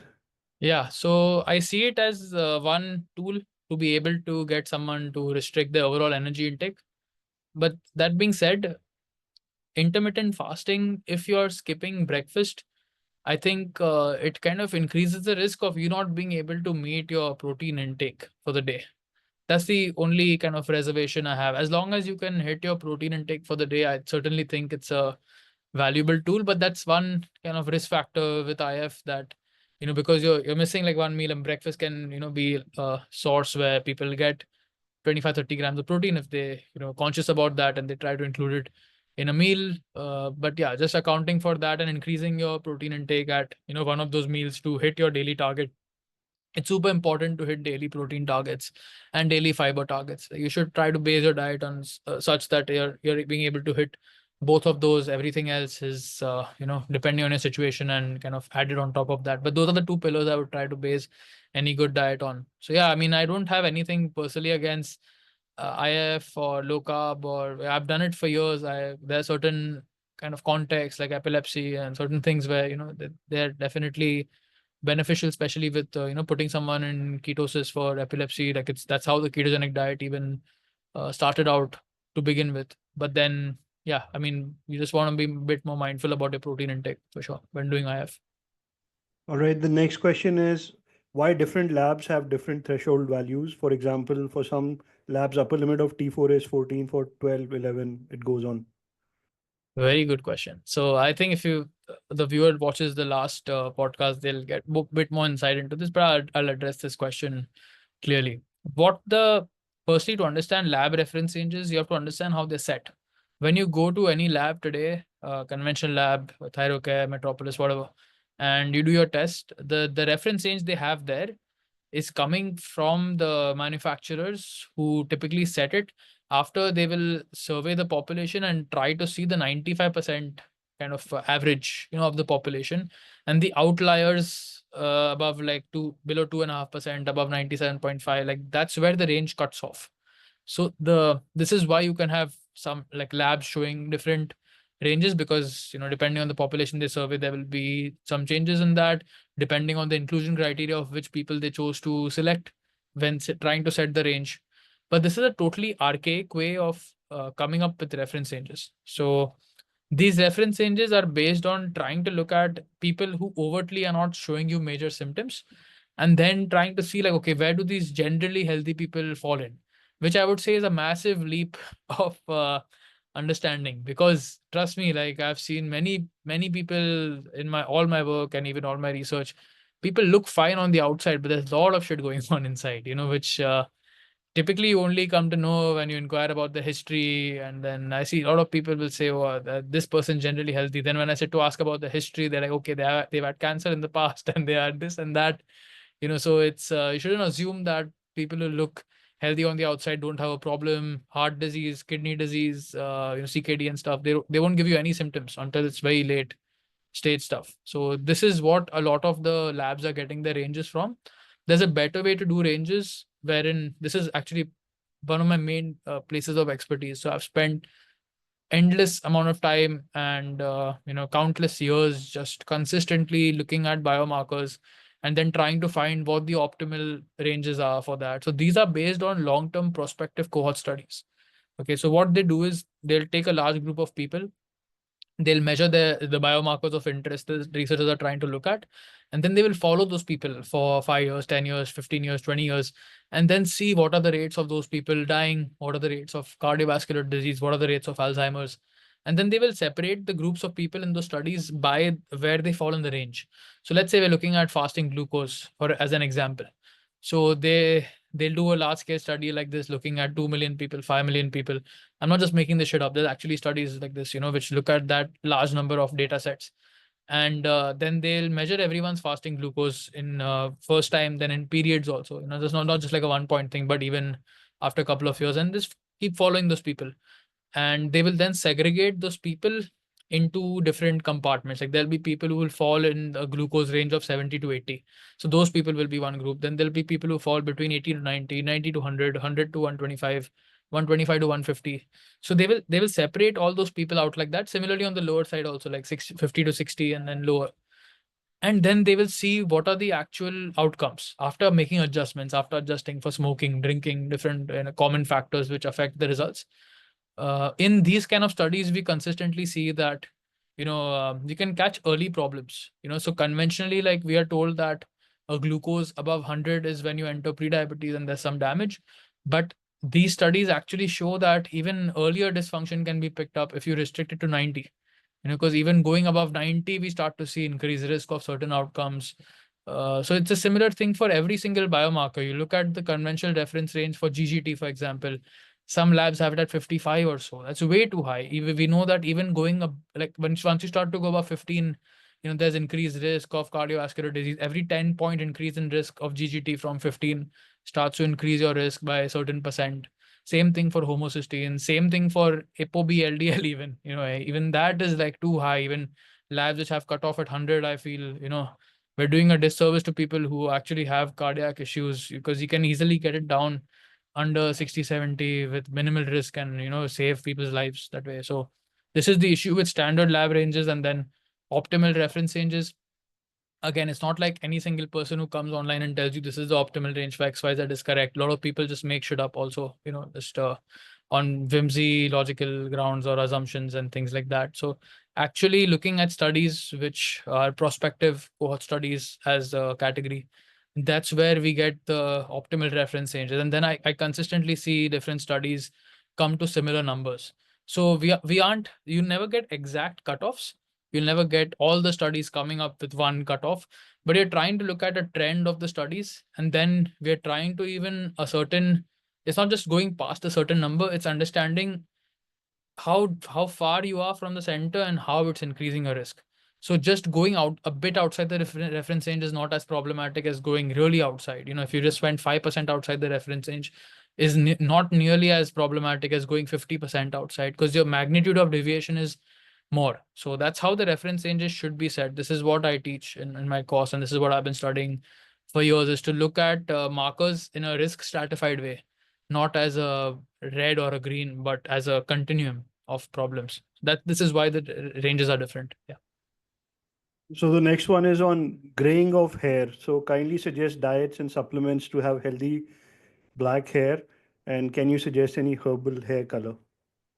No, man, like individual kind of health problems, specific minute health problems, I'm not in the, I don't address things like that. Typically, when making even personal recommendations and stuff, I will look at the literature for that and then make evidence-based recommendations and things. So there are no general things that you can do for black hair. There are some, not having gray hair. There are some nutrients that I know about, like B5 and similar ones. But yeah, nothing I would just recommend as a general basis for people. Like I work with a wide range of health issues, so if anyone has like interest in fixing like a minute one, they can work with me personally. But overall, yeah, there's increasing of B5, increasing sources of B5 in the food. That would be like a first place to start.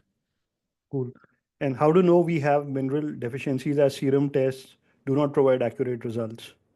Yeah, this is actually a bit of a misnomer. I see a lot of people make this argument for magnesium and for vitamin D also, that the body's, kind of stores are different than what the serum test is reflecting.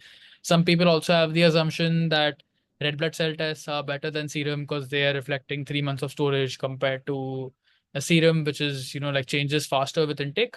So it is generally true that serum tests do reflect more of recent intake. We see this with, some studies, for example, looking at linoleic acid even, or looking at zinc, looking at omega-3s, looking at magnesium. So some of these, we actually have studies like out of the ones I mentioned where the red blood cell compartment is performing better in the actual, studies which are done compared to the serum. But for others, we have it the exact opposite. So, they've done studies looking at zinc status. Serum plasma zinc is much better than looking at red blood cell zinc. So is for selenium also. So what matters ultimately when you're trying to think about a particular mineral and the reference range in the blood and how to ascertain, we want studies which show us that going outside the range is actually associated with problems. So let's for argument's sake take the argument to be true that serum magnesium levels don't actually reflect a magnesium deficiency. Tell me, if that was true, why do we consistently see in trials with lakhs of people that going under 1.8 starts to associate with symptoms of magnesium deficiency? And these aren't like some few people in the studies who have it under 1.8. There are large groups of people and lakhs of people studies where they have it under 1.8, and clearly you can see like being above 1.8, the risk of all cause mortality, cancer mortality, everything starts to decline. But once you start to go under 1.8 in the serum, we start to see risk increase. Once you start to go under 1.6, it's even more. You start to have like worse, symptoms and increase. So when you have markers like this, where you can clearly see going low and going high also, is showing you problems in different groups. When you separate the groups, you can see this group that had it at a certain number has this kind of presentation. Similarly, if you're more severe the deficiency, which is reflected in the serum levels dropping, you see more worse outcomes. So that reflects the marker is a good marker to look at the thing you're concerned with. And for magnesium also, I will say it's not just a deficiency, but for every single vitamin and mineral, the toxicity spectrum is equally important. So for serum magnesium, for example, if you start to go above 2.3, there is increased risk of stroke in those people. So and magnesium toxicity or hypermagnesemia would be considered in conventional medicine somewhere around, I think, 4 or something like that. But even just basic going above 2.3, you start to see increased risk of long-term outcomes in these kind of studies. So it's a similar argument you can make for any particular marker. It's a marker by marker discussion. For some markers, the research is actually better in red blood cells. Like for omega-3 index, we know that the red blood cell levels of omega-3 are what consistently show us कि एक number के नीचे जाओगे, then we start to see these outcomes. So when thinking about this question, always try to see for the marker you're trying to think about, what is the gold standard in the medical literature. That's the way to us know which one is the proper one to look at. Because the researchers understand this much better than people. They've been studying this for years. They know. They actually do repletion studies. They will intentionally take a group of people, they will devoid them of that particular nutrient. Like if they're trying to find the best marker for zinc, for example, they will take a group of people and they will cut out all known zinc sources from the diet. And then they will measure wide like 50, 100 markers and see which one is the best, which declines the first. So that is the marker which, like, those are the kind of studies through which we understand which markers are better and legit. So it's not always good to assume that red blood cells are better or serum levels are useless, and these are all general, vague generalizations which don't have like basis in truth. Right. Okay, the next audience question is, can you tell us about which medical test ring finger you suggest? Personally, I would say from what I've researched, Aura Ring or the Ultra Human, like both are good that way. I would say Ultra Human being a bit better than the Aura. Yeah, so those are my recommendations for that. Okay, and the last audience question is on alcohol intake. What are the spiritual, mental, physical out like outcomes? So I was for a long time, I was, no, I hadn't made up my mind on this, but recently I've been trying to look for this to kind of ascertain my views, at least on the physical aspect of things. So there are some studies which show that show U-shaped curve basically, for alcohol intake, wherein they show that if you are not having any, also you have some increased risk, and then there's a certain level where the risk drops at maybe 2 drinks a day or something, and then it starts to go up again. So those studies are what gave people the initial impression that there's some amount of alcohol that's actually good. They did some studies after that to try and understand. So they combined Mendelian randomization studies with observational research. So when they did these studies and they looked at genetic mutations, which were very specific to determining how much alcohol stays in the blood after someone has it, they were clearly able to see that there's no U shape. The U shape basically went away. It's a straight line, even if you increase alcohol by a certain amount. So there's studies like that which helped me to change my mind on because I was earlier a bit confused about the lower end, but then they can't ethically design like randomized control trials to address these kind of questions, especially with things which we know are generally, like, society has the impression that they're really bad for us. So yeah, there are these kind of, and then even within Mendelian randomization, they were able to test even sort of finer points, that came up as a hesitation. Even those were able to get kind of ascertained by making the study quality a bit more rigorous and better controlled. Yeah, so I overall think that there's no healthy level of alcohol, for people to consume. From a mental, spiritual perspective, just generally my thoughts on it as a substance, I feel that it's a great thing in small amount once in a while to help you just be a bit more social and open up.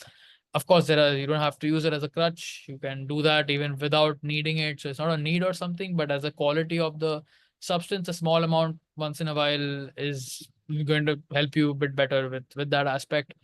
But it's a very small amount. Like, once you start to cross certain amount, then the risks are too high in terms of even how you behave and how you screw up social, like personal connections, social connections, and things like that. So it's clearly something that's easy to get addicted to, and it's really something that we have to exercise great caution around, not just from a health perspective, but even from just life overall and how we interact with people and things. Yeah.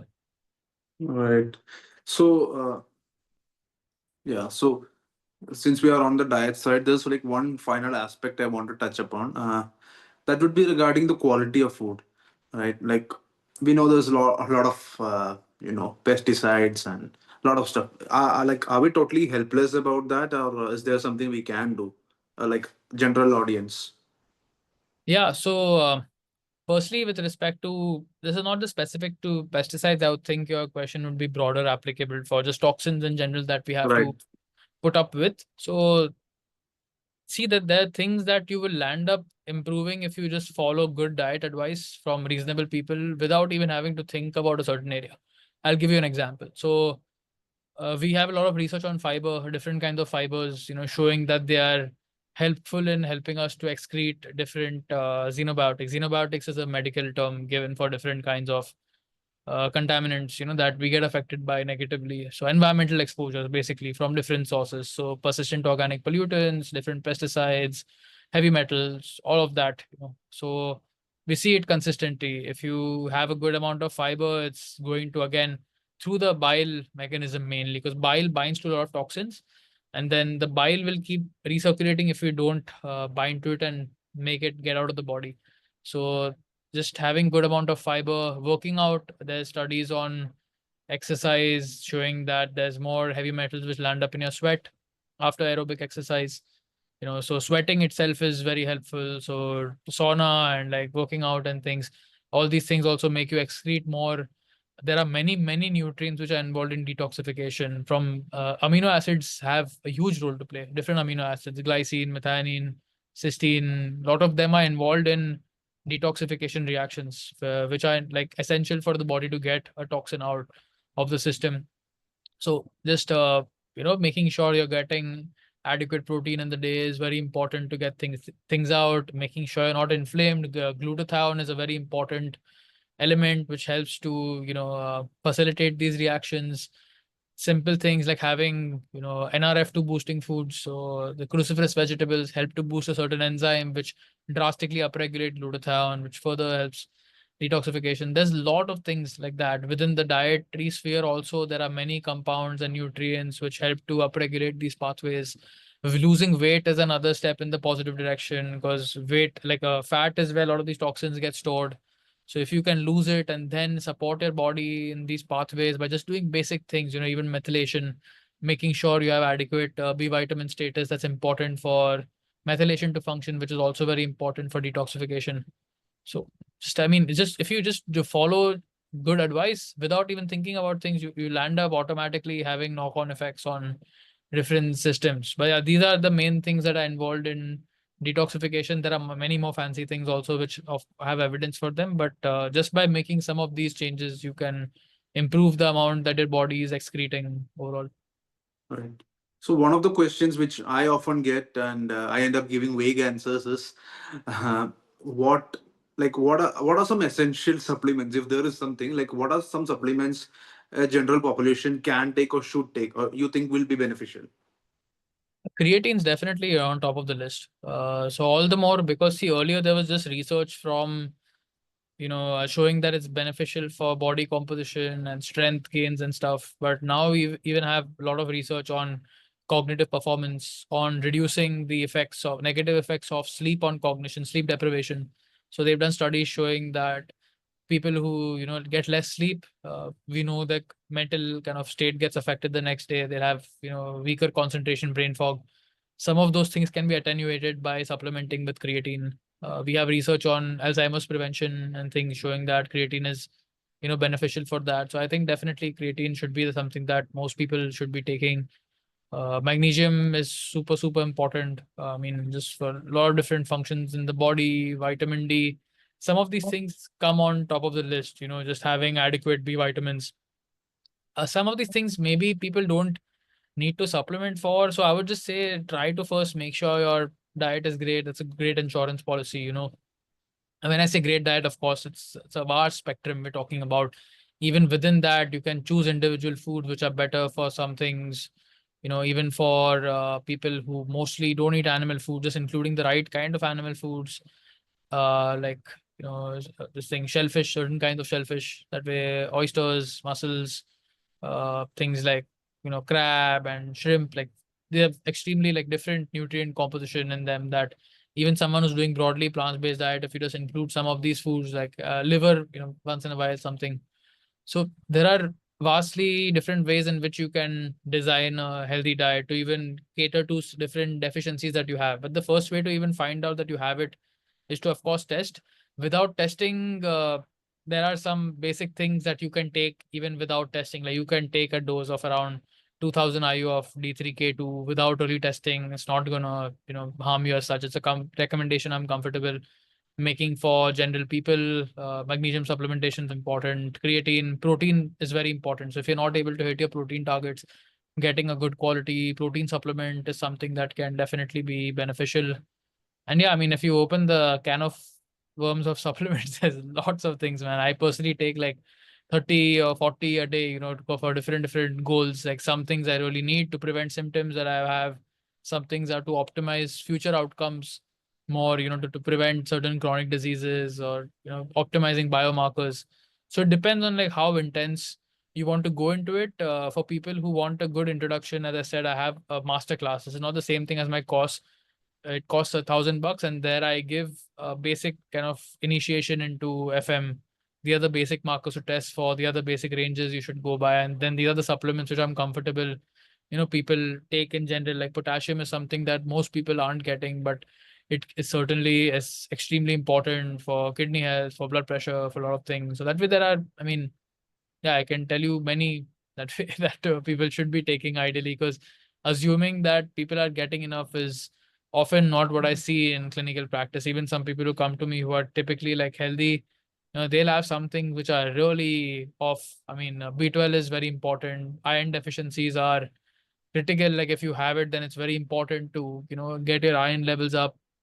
Yeah. So, I mean, nutrients are just having certain nutrient deficiencies can cause someone a lot of damage that way in different ways. And then there are some contexts where certain supplements become important around pregnancy or choline needs, like their higher iodine needs are higher, iron needs are higher. So different contexts also for kids, it's important to have more omega-3s. Like omega-3s are something I didn't mention, but that's something I feel everyone should be taking that way. Because you don't want to go high dose or something. So it's kind of perfectly safe to take a gram or so. You can go much higher than that, but then there's some evidence in the research that it might be linked to a small risk in certain kind of heart this thing condition called atrial fibrillation. But yeah, for most people at a low dose, 1 gram or so, omega-3s are great. I mean, they can be life changing for some people. So yeah, those are the few things I'm comfortable just recommending overall. Baki, there's a lot of scope to do many more things. And it depends on how deep you want to go into it. So Johan, another popular thing is caffeine, like people losing weight and generally like people drink coffee. So is there any kind of interaction coffee has with creatine, or even on creatine, people with any lower EGFR or something, is that a myth that you shouldn't take creatine supplements? And they actually address this very well. They did a study of 6 years looking at, like I think 50 to 60 athletes, and they gave them I think 3 to 5 grams of creatine every single day, and they followed them for 6 years. There was absolutely no effect on GFR whatsoever in the creatine supplemental group. So with that, with long-term epidemiology, like creatine supplementation is extremely safe. I mean, there's with the kidney thing, see, creatinine going a bit higher is just a normal byproduct of creatine metabolism. I've seen this personally working with some clients also who'll come in jacked up with big muscle mass and were taking creatine supplements. Their creatinine can be a bit higher. So in that case, you want to check the cystatin C. And then the GFR also can be calculated from creatinine or from cystatin C. And there's an equation which uses both of them together. So in people who have higher muscle mass or are taking creatine supplements, you should always check the cystatin C to get the actual idea. In fact, cystatin C goes up. If someone starts to have kidney decline, the cystatin C will increase even before the creatinine goes up. So it's a better marker. Of course, it's more expensive, but at least in that subgroup, like I would check for cystatin C, because many people just get freaked out seeing bit higher creatinine with, having these kind of risk factors that way with having higher muscle mass and creatine supplementation. But it's not a problem at all. The creatinine doesn't reflect increased kidney deterioration for that subgroup. Yeah. And your thoughts on caffeine? Yeah. So I think coffee consumption is a very, very important health practice for large, when we see large scale studies specifically for certain prevention of cancers, for heart disease, for just general mortality, having a cup or two of coffee first half of the day is a very, very, cheap and easy thing to do to improve a lot of health outcomes. So I certainly have become a fan in the last couple of months. I try to have 1 to 2 cups of it myself every day. I don't think there are any interactions which should like mess up, creatine or anything in a negative fashion. No. And Johan, the last question before we wrap up is on for vegetarians, what are your recommendations? You mean for protein or generally? Generally, like in terms of supplements, diet, what do you think? Because India full of vegetarians, so what do you want to share? Yeah, so there are some at-risk nutrients which come up. See, don't get me wrong. So a lot of people actually assume that vegan vegetarian diets are more at risk for nutrient deficiencies. I can very reasonably argue to you that the carnivore diet is also at risk of nutrient deficiencies, just as the nutrients are different. So depending on the diet you're talking about, animal foods and plant foods are both good and bad at certain nutrients, and depending on which one we're talking about. And then even within animal foods, within plant foods, there's lot of variation. There's some animal foods which are really high in some nutrients you're not going to get in other animal foods. There's some plant foods which are really good sources of something which you're not going to get in other plants. So when we're just vaguely, comparing broad diets, we're not really being accurately reflecting the true nature of things. But that being said, with a vegetarian diet, there are some at-risk nutrients. I would certainly think that zinc, iron, then there is a couple of others. I mean, like vitamin D, if someone doesn't have food sources and, they're not really kind of getting sunlight exposure, that becomes at risk. Iodine deficiencies are also important, especially people not having iodized salt. And then vegetarians would cut out fish and eggs, which can be important sources of iodine. Selenium can be a problem if someone's not having Brazil nuts as a vegetarian. Again, so there's some nutrients which the vegetarians can do fine if they plan their diet in a proper way, to include these things which are at risk. But there are certainly at risk. I mean, B12 is the one that we most popularly know about. And then there are conditional ones. I mean, for vitamin A, there are debates around conversion. Omega-3s are something you can't really get from, plant foods at all unless you're having algae, So these are the main things top of my head that would be a problem that vegetarians should be more concerned, at least to screen these ones that are mainly come up as risks for people who broadly eat that kind of diet, and then try to go around fixing that. So for omega-3, can't vegetarians get it from flaxseed oil? Yeah, this has been very well studied actually. The conversion of ALA to EPA and DHA is extremely poor. You can't rely on it. They've done studies to try to use flaxseed oil and stuff to increase the omega-3 index. Those studies have very, very bad outcomes. There's barely any effect whatsoever. So the thing we want to think about is how can we increase our omega-3 index, because that's how we know there is enough EPA and DHA in the red blood cells. And the objective should be to try to use whatever method we can to do that. ALA-based sources don't make it clearly. Like if you see the actual research, they're nowhere near enough to even barely increase the index.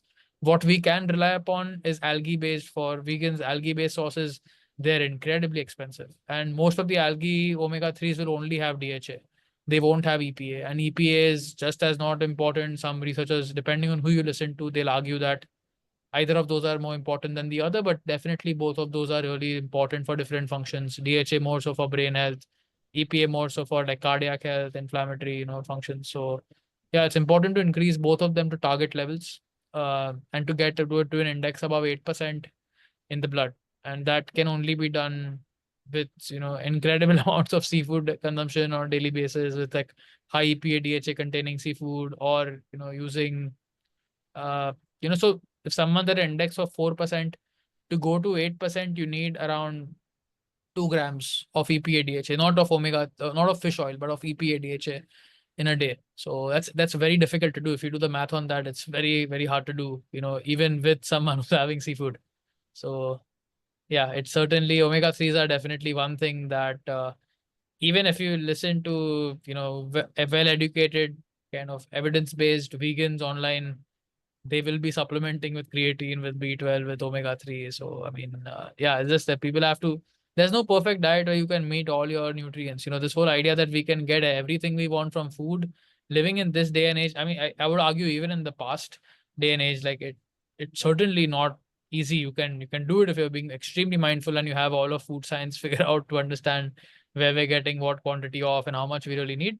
But yeah, I mean, supplements are crucial and they are life changers. If you identify a problem correctly and you intervene with the right dose of something, it can fully change your life. I've seen this again and again in my own personal journey in clients I work with. And it's often a big bias that people want to try and get something out of food where the food itself is limited from, what it can give you. There's very good arguments to be made for targeted supplementation for sure. So people should be open to it. It's not something, at the same time, there are grifters who will try to sell you 100 different supplements on very flimsy grounds. So it's kind of like because of things like that, then people become overly skeptical. So just to have a balanced mind and then review the evidence on each of those individually and then decide if you should be taking something or not. Yeah, great. So with that, we come to the end of this podcast. We've had Awesome. an amazing podcast with you, Yohan. Thank you again for your time, for coming and giving us No so worries. many wonderful insights. We really appreciate it. Dev, It was it was an awesome session. You know, took on both conventional nutrition wisdom and grifters at the same time. Yeah, I love have a penchant for doing that these days. Love these kind of conversations for sure. Had a great time. Hope to see you guys soon. definitely. Thank you. Take care. Take care. Bye bye. Bye-bye.